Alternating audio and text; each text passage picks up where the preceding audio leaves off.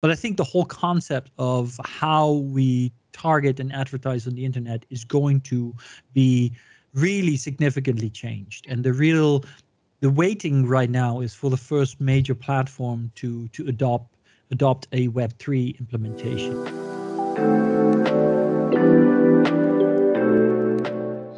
So, looking to the future, how will businesses use the metaverse to engage consumers? Yeah, I get that question a lot. Unfortunately, the answer is not so clear-cut and easily given.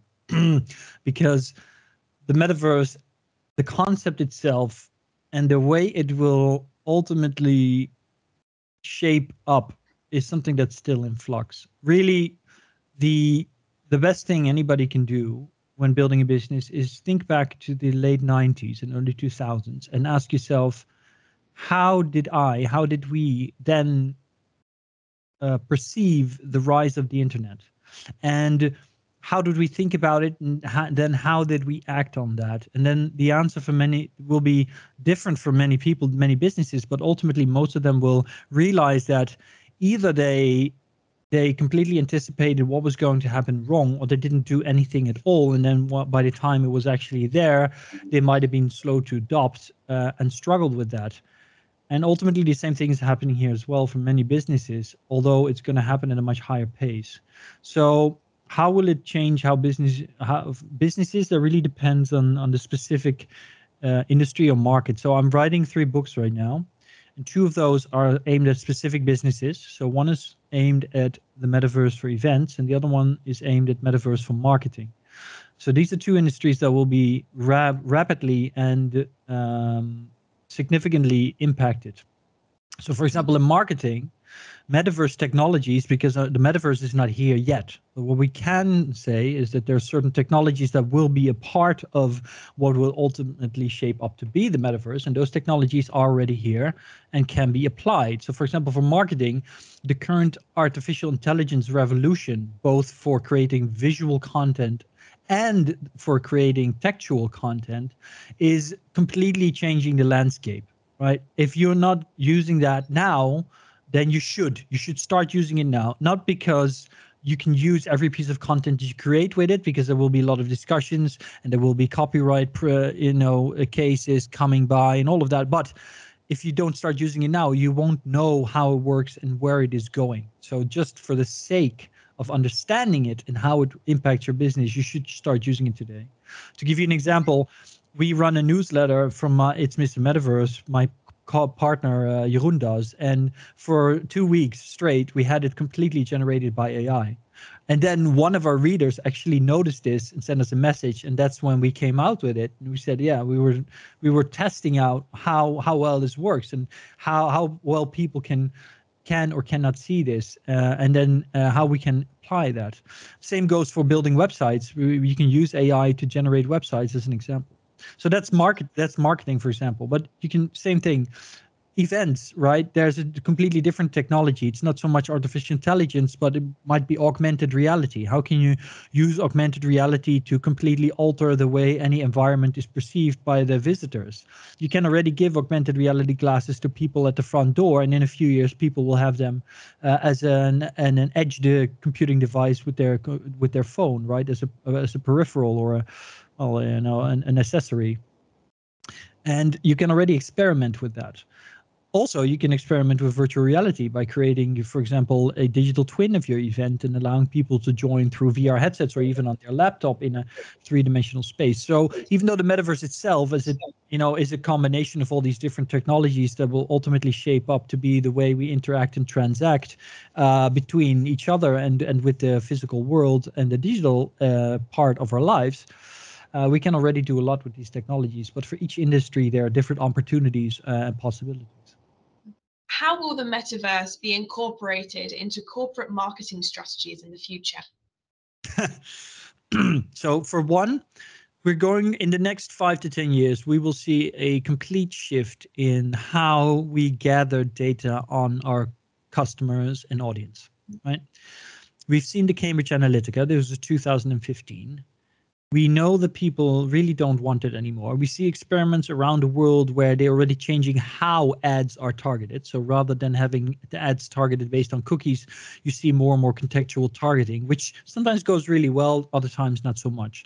But I think the whole concept of how we target and advertise on the internet is going to be really significantly changed. And the waiting right now is for the first major platform to adopt a Web3 implementation. And in some ways, we've already seen that, because we know, for example, that Starbucks has recently completely upgraded their loyalty program, which is also a part of marketing, and they upgraded that to be an NFT-based program. Right. And they have not used that word or Web3 so much in their marketing towards their target audience, because they don't want to scare them off with these techie terms and that are so associated with scams and everything. But ultimately, what it shows is that they understand the true value of the technology and the potential within, and therefore have already opted to upscale and upgrade their program to use it. And this opens up a whole slew of new ways of interaction with your consumer. And in some ways, it's basically an upgraded version of the old-fashioned loyalty programs that we already have in so many different ways, but allowing for a more decentralized approach to how you deal with customer and consumer data, which is great, of course. For example, in the EU, where you have we call it AVG, which requires you to, of course, deal with the information of your customers in specific ways. But this solves that whole issue, because once you use a blockchain for that, then that customer technology can be you can assure that you're respecting the privacy of your consumers while still offering all the features that you previously did. Secondly, in the second phase, which might take another 1 or 2 years before we enter that, it means that the way you interact with your consumers and the kind of data that you have from them and that you can use to build your relationship with them will change, because no longer everybody will have cookies on their laptop or whatever they're using to show you exactly where they're going and what they're looking at. That will change. But in the same time, if you're moving to a more three-dimensional experience, which for Gen Z, of course, is already the standard as they are growing up basically in Roblox. I mean, 50% of children between 9 and 17 play Roblox, and we're not even talking about the other kind of games where they live digital lives, have digital avatars, and share, create, and trade in digital assets and environments. In a three-dimensional world, technically you would have even more information about your consumer, because you could even know exactly what they've been looking at for how long in a specific space.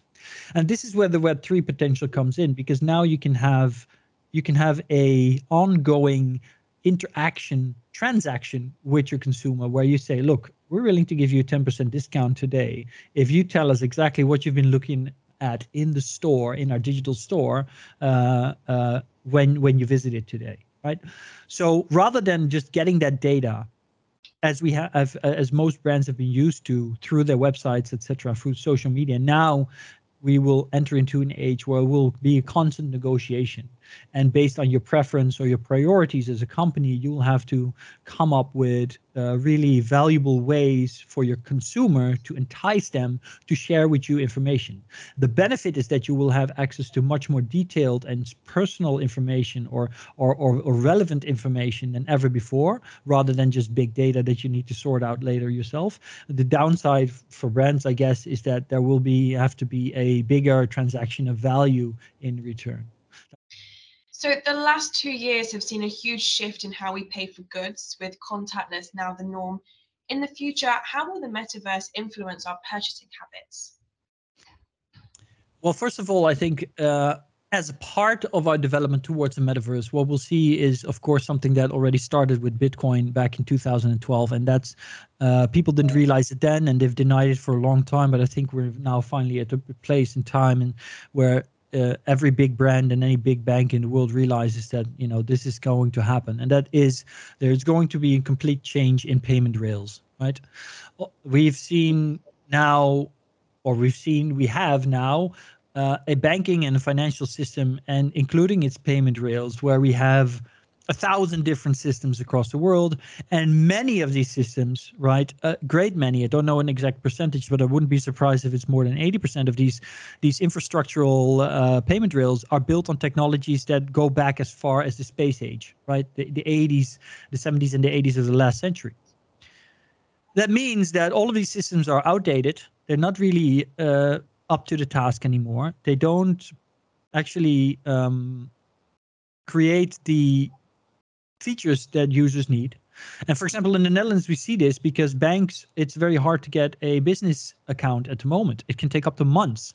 The reason for that is not because the banks don't want you as a customer, but the reason for that is that the cost associated with bringing on board a new client is so high for something like just simply having an account versus the upside of it, right? The revenues that a bank can generate through a new customer, if they have just a business account, are so low that it's almost not worth it, right? There's more money for banks to be made just, going onto the stock market or whatever future market, derivatives market. So what we're going to see is that because the banking environment has become way less attractive to consumers, because the technology that drives modern payment rails through crypto technologies is becoming more and more accessible for everybody and easier to use. Combine that with extremely high speed of processing transactions and very low cost of processing transactions, depending on what blockchain, first, second, or third layer, etc. you're using.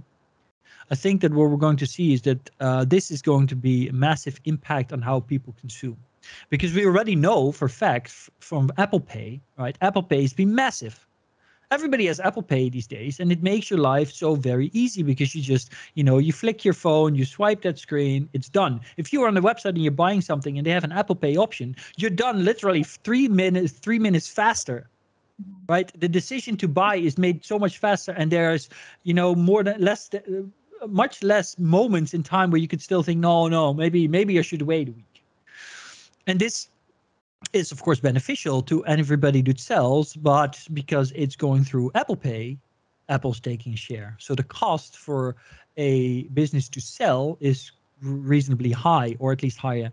And this is where all these new crypto and these new modern digital blockchain-based payment rails come in, because they offer the potential for the benefits like we've seen with Apple Pay without any of the downsides. So without the centralized dependencies, without the cost, without having to funnel everything through Apple, or Google Pay is the same thing for that matter.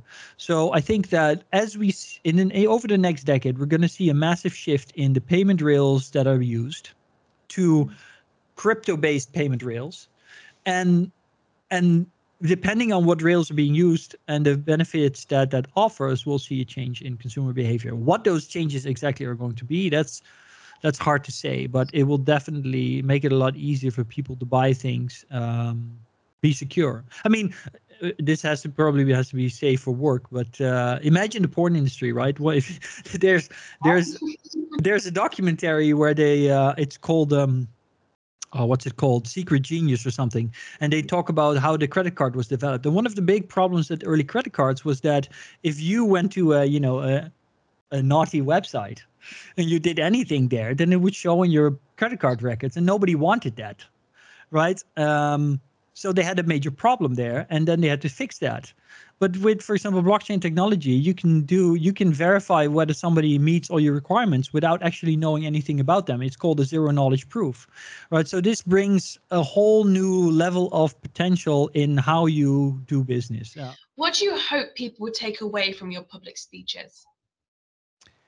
Well, the two pillars for any talk that I do are, I really want to inform people, give them handholds to deal with a future that is fast approaching, and that I think, and I'm not alone in this, many experts around the world see this, I think that we're in for a tsunami of change over the next 2 decades, if not longer. And every time we feel we'll have recovered from the first big change, the next one will hit us, just like a surfer, really. And the thing here is that if you've never had any surfing lessons, then it might be hard to deal with the waves. So I want to provide people the handholds, the knowledge to surf these waves, to benefit from them, rather than to be taken unawares every time and nearly drown. That's one thing. The second thing is I would like people to leave with a sense of awe, because we are at a time and place in human history as never has been seen before, at least not in recorded history, with technologies that we've never even dreamt of before, that will enable us to achieve things that we've never conceived before. So, and all of this is going to happen at a pace as we've never seen before, because as Jeff Booth writes in his book, The Price of Tomorrow, technology is an extremely deflationary power. And at this point, it's turned into a force of nature, really. So, yeah, I'm an entertainer and I'm a teacher. And I'd like to do both in every keynote I do.